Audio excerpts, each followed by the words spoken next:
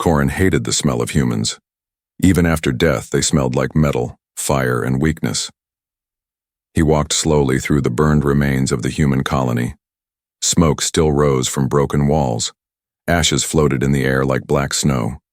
Buildings were gone.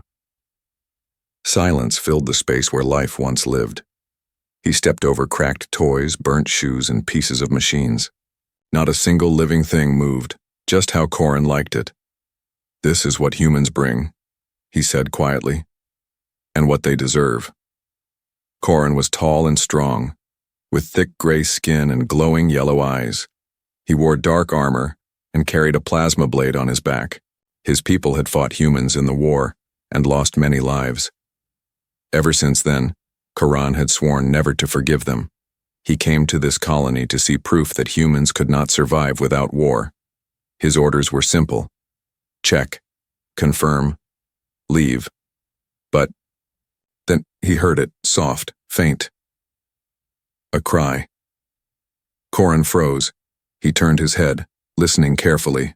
Another cry, weak, high-pitched. He followed the sound, moving quickly across the debris. His boots crunched glass and metal. The cry grew louder. Finally, behind a broken wall, he found it. A small bundle wrapped in a dirty cloth. Moving. A baby. Corin stared in shock. The baby was human. Tiny, with soft brown skin and barely any hair. Its eyes were shut tight and its face was red from crying. It kicked weakly and reached its little arms into the air. Corin's hand went to his blade. "Is this a trap?" he muttered. He scanned the area. No one, no sound, nothing but ash and ruin, still crying, still alive. He knelt down, unsure why. The baby reached out and grabbed Corin's large finger. Corin flinched, startled by the warm, soft grip. He pulled his hand back. The baby screamed louder. Corin growled, "You don't even know who I am, do you?" The baby's tiny chest rose and fell quickly. Its lips trembled. Corin looked around again. "Where are your parents, little creature? Dead? Or did they run and leave you behind?" The baby didn't answer. Of course it didn't, but it kept crying. Corin stood up. "You're not my problem." He turned to leave. 1 step, 2 steps, 3. The baby's cry changed. It wasn't just crying now, it was screaming. Not noise, but pure panic. Corin's muscles tensed. His ears rang. His breath caught in his throat. Why did that sound make him stop? He turned his head slowly. The baby had rolled slightly, almost off the edge of the rubble. One more movement. And it would fall. Corin's legs moved before his mind did. He rushed back, reached out and grabbed the cloth just in time. The baby stopped screaming, and smiled. Corin froze. A human had smiled at him, not with fear, not with hate, just pure, innocent peace. The baby reached again, grabbing his finger, tight this time. No letting go. Corin whispered, "Stupid creature." He looked around once more. Still no humans, no soldiers, no ships, just him, and a life that refused to die. Minutes passed. He didn't move. The baby drifted to sleep in his arms. Corin sighed deeply and muttered, "I should leave you here." But he didn't. He couldn't. He wrapped the baby tighter in the cloth and held it against his chest.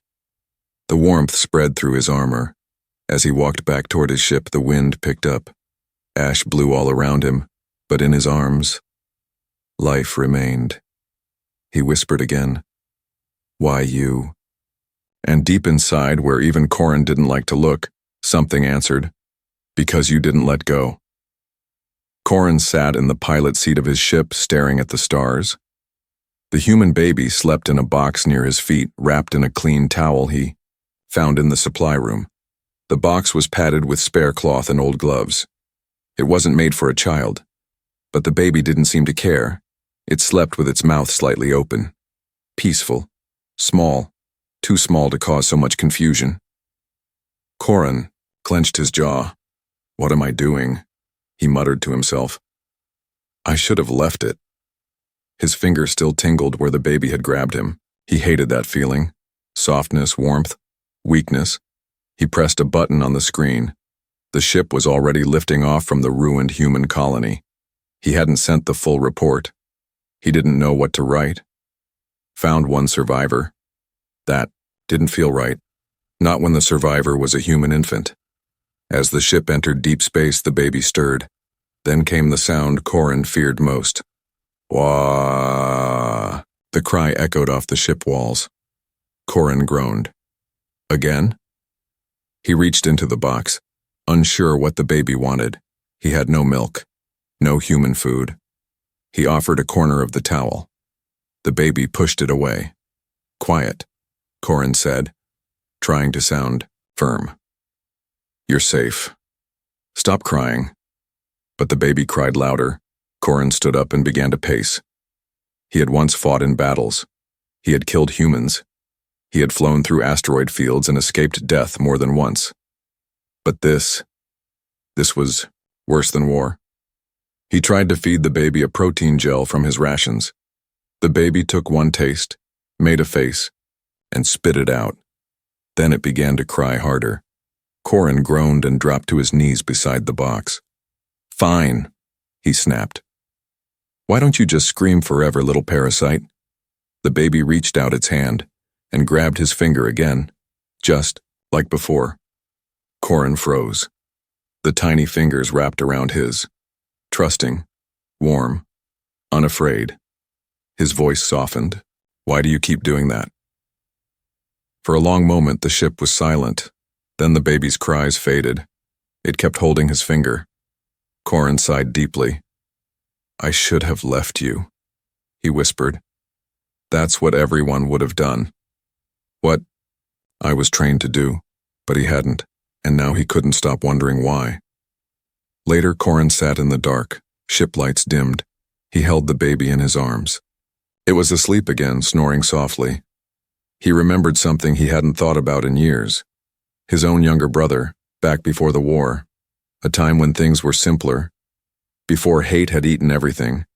He hadn't held anyone like this in a long, long time. Then the ship alarm beeped, signal detected. Incoming vessel. Corin's eyes sharpened. He placed the baby back in the box and moved to the cockpit. On the screen, a small ship appeared. No markings, old tech, pirates, salvagers. He tapped into the signal. Unregistered vessel. A voice. Crackled. State your purpose. Corin replied coldly. Passing through. No interest in trouble. There was a pause. Then the voice said something that chilled him. Your ship was seen leaving the human colony. You carrying anything? Human? Corin's pulse jumped. He replied calmly. No, only dust and regret. But now he knew. Someone was watching. Someone knew he had picked up something. He turned off the comm and changed direction. As the stars shifted outside the windows, the baby stirred again. Corin looked back at the box. You're more trouble than you're worth, he whispered. But he didn't turn the ship around. He didn't throw the baby out into space. He didn't stop. He sat back down and pulled out an old data pad. He typed something slowly. Name, unknown. Species human. Status dependent. Reason for rescue. I don't know. But I couldn't let go. Somewhere deep in space where no laws reached, Corin flew faster, not away from the baby, but towards something he didn't yet understand. Corin had been followed before. He knew how it felt. The silent pulse in the back of his neck, the strange cold crawling up his spine. This time it started not long after he changed course. He hadn't told anyone where he was going. But someone was still behind him. They weren't human, and that made it worse. The ship's alert light blinked red.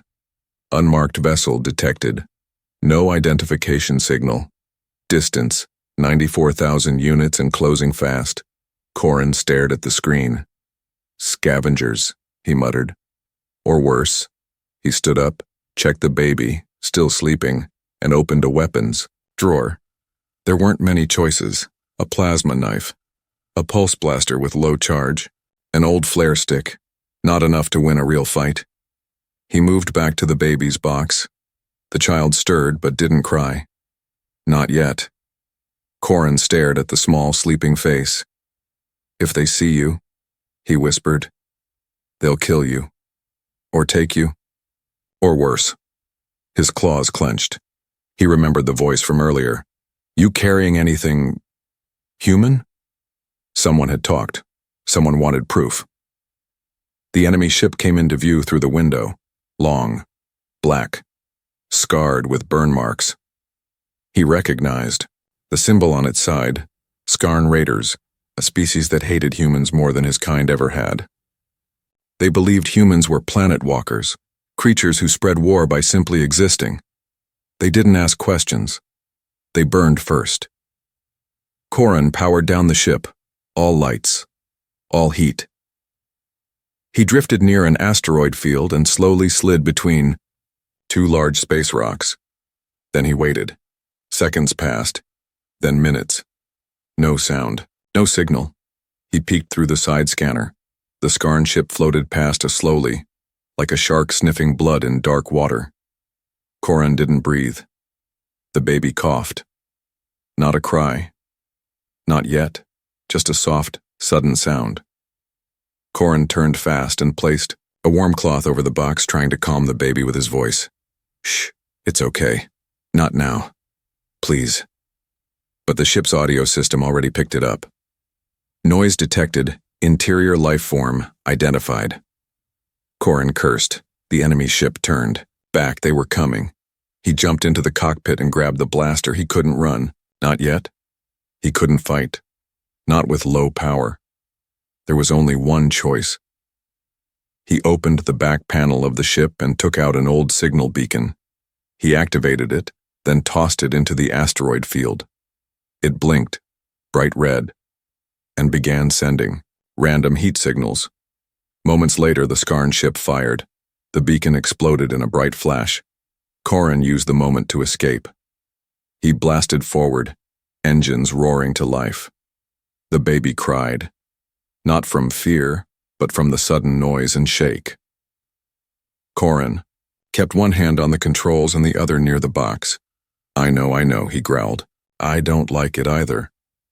The Skarn ship was chasing now, angry. They had seen the trick. They would not fall for it again. Corin flew hard, diving through ice clouds, spinning through debris rings. He passed through the broken bones of a space whale and slid under a dead mining drone. But the Skarn stayed close. They fired once. Corin dodged. The second shot hit his side shield. Sparks flew, shields down to 42%. "Not good," he muttered. The baby wailed louder. Corin had no choice. He turned toward the only place nearby that could hide him. A gravity cave, an old mining tunnel inside, a hollow moon. Dangerous, unstable, unmapped, but deep. He dove in. Darkness swallowed them. No light, no sound, only the baby's crying and the sound of Corin's breath. The Skarn ship stopped at the cave's mouth. They didn't enter. Too risky. Too deep. They waited. Inside the cave, Corin switched the engine to silent drift. He floated, listening, breathing. The baby finally stopped crying. Instead, it reached up again and grabbed Corin's finger, even in the dark, even while hunted. The baby trusted him. Corin closed his eyes. "I should have let you die." The baby made a soft sound, a gurgle, a bubble, maybe even a laugh, and somehow, Corin smiled. The Skarn ship drifted away after 3 hours, afraid of the cave's collapse. But Corin stayed inside longer, thinking. He wasn't just being hunted because he rescued a human. He was being hunted because he'd made a choice. To protect. To care. To stop hating. He stared down at the baby, who now slept again. And for the first time, Corin whispered something soft. Not angry. Not cold. Just real. "I'm not your kind, but I won't let them take you." The baby was hungry again. Corin had tried everything. Warm cloth, filtered water, even fruit paste from his rations. But nothing worked. The child cried harder, face red, fists waving in the air. Corin covered his ears. I fought gunships quieter than this. But the crying didn't stop, and Corin felt something worse than pain. Helplessness.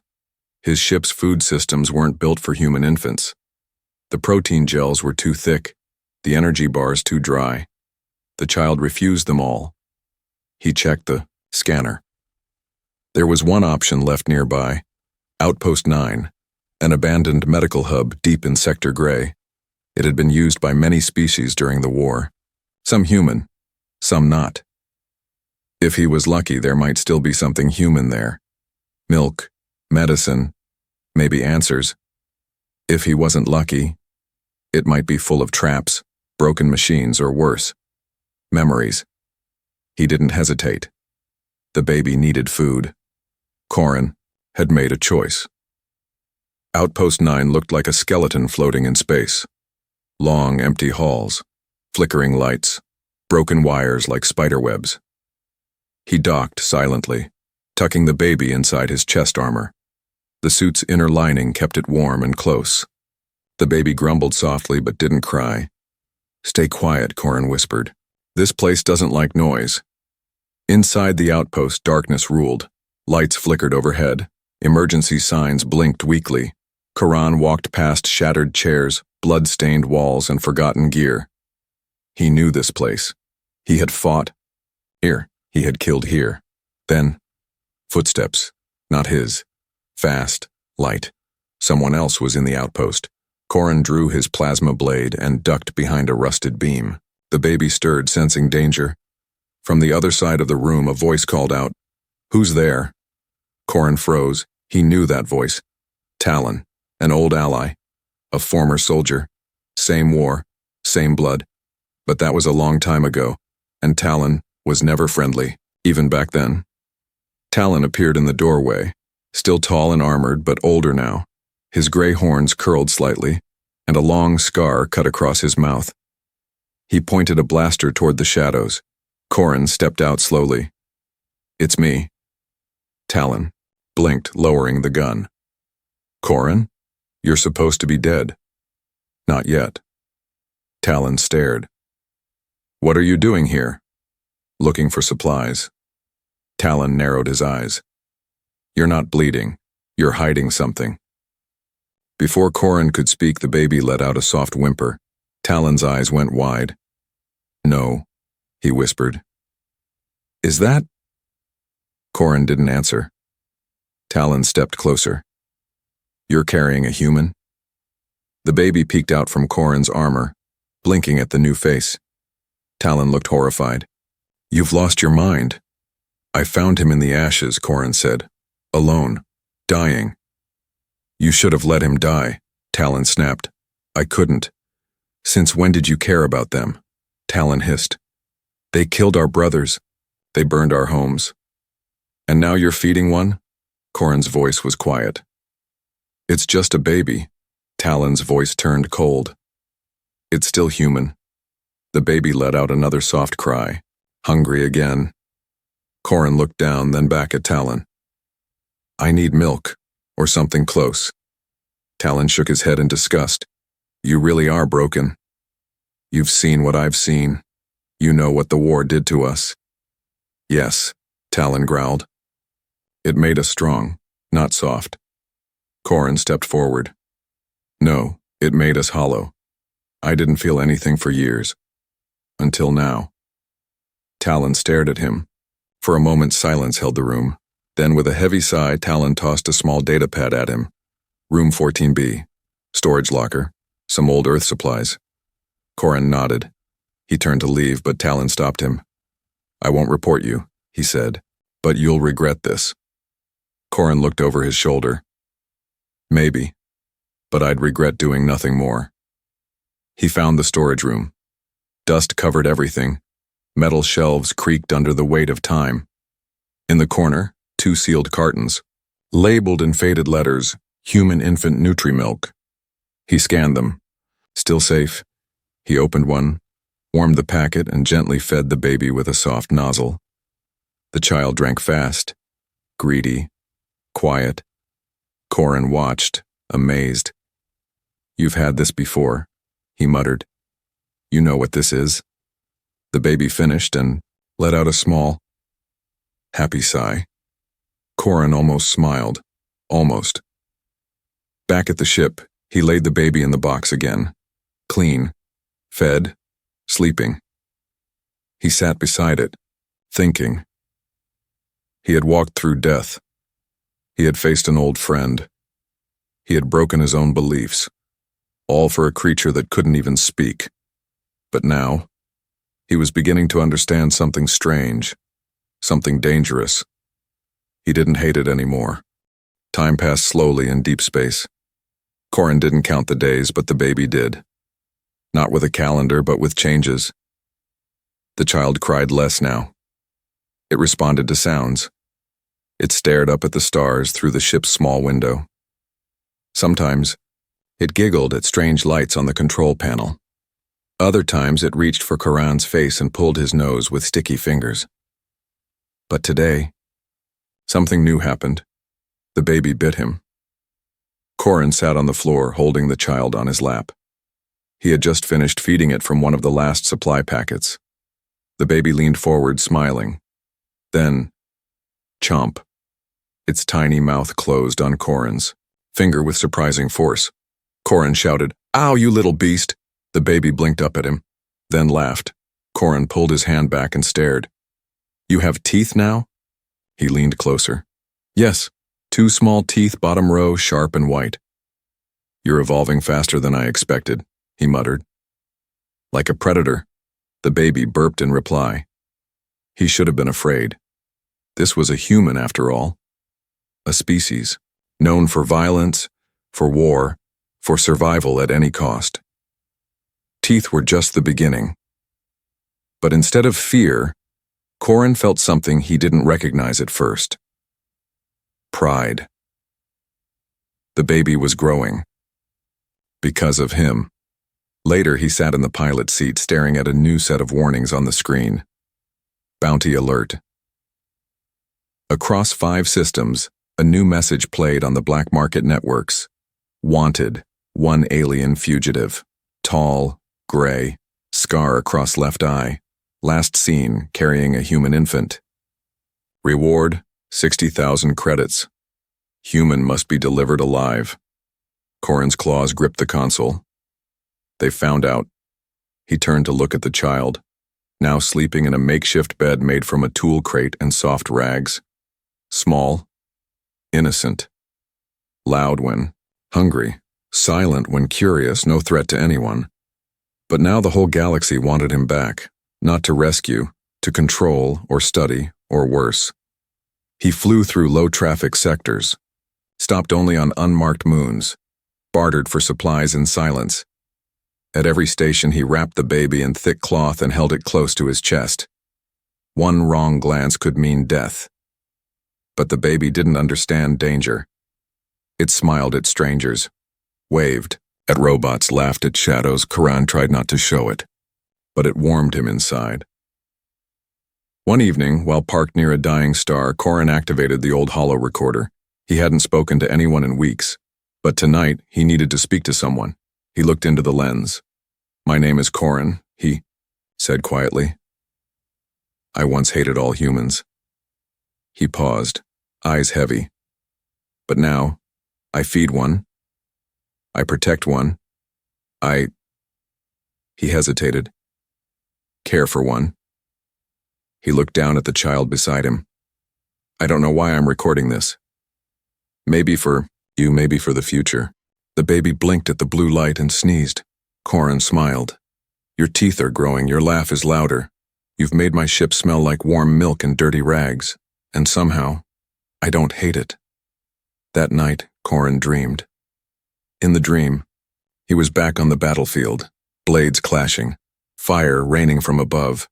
A young human soldier rushed him, but just before Corin struck the killing blow, the soldier dropped his weapon and raised something small in his hands. A baby. Crying, just like the one in his ship. Corin froze, and woke up in a cold sweat. The next morning, a message came through a private channel. Corin, I know what you've done, and I know what's following you. You don't have much time. They're closing in. It was from Talon, the same old ally he met at the abandoned outpost. But the message ended with a strange line. If you want the baby to live, you'll have to make a choice soon. The galaxy doesn't forgive monsters. Corin stared at the screen for a long time, then looked at the baby, who had just woken up, and bit him again. Corin stood at the edge of a cliff.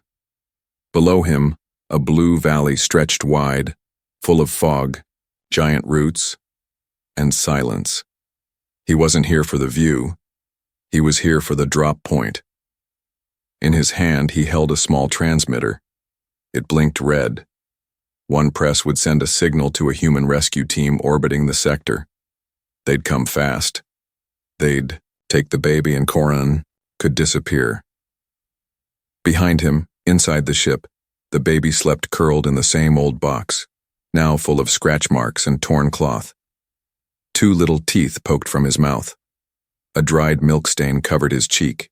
He looked like family. But he wasn't.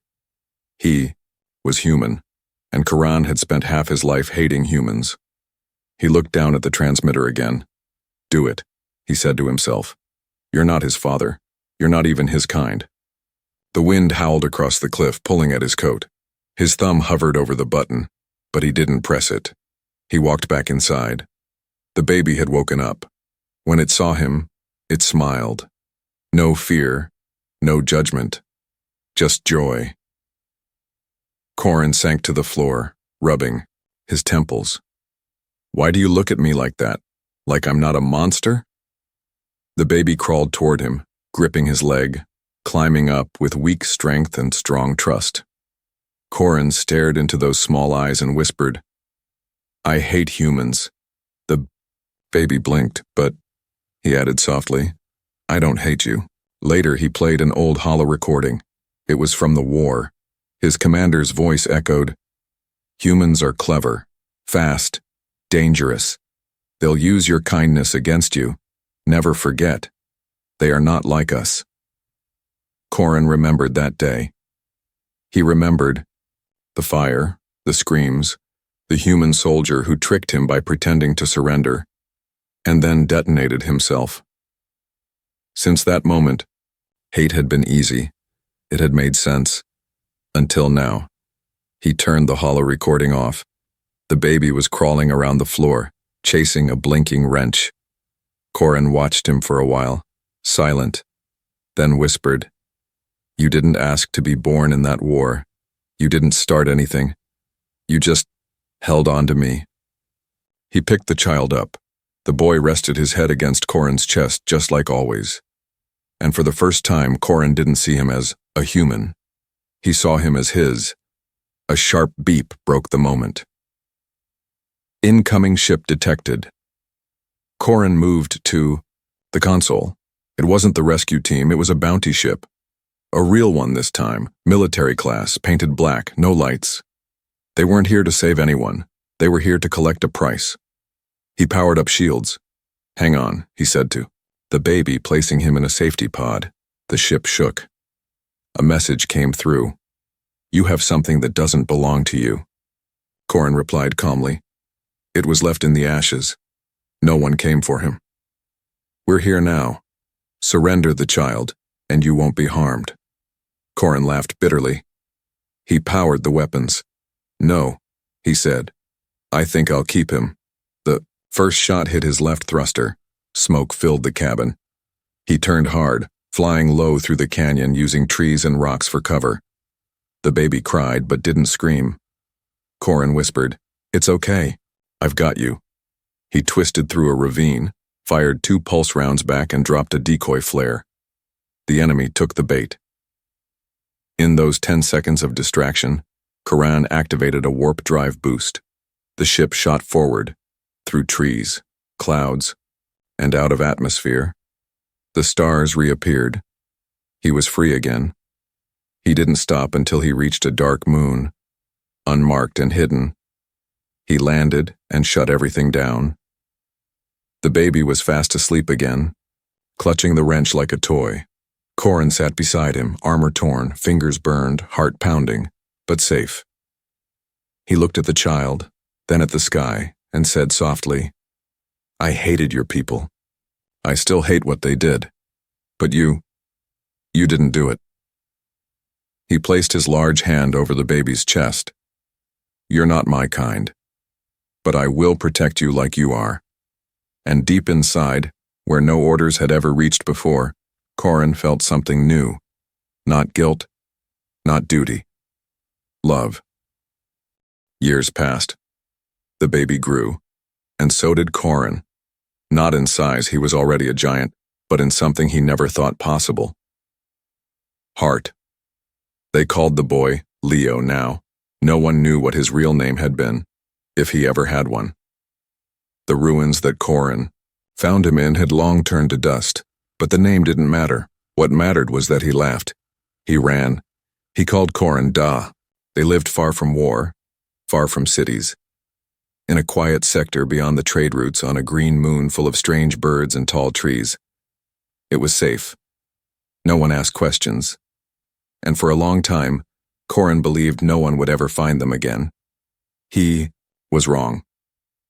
One evening, Leo sat by the fire outside their home, drawing shapes in the dirt.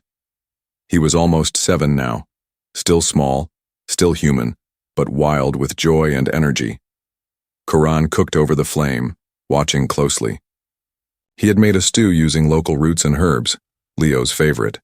"You drew a snake again," Corin grumbled. "That's the 5th one today." Leo smiled. "It's not a snake. It's you." "Me?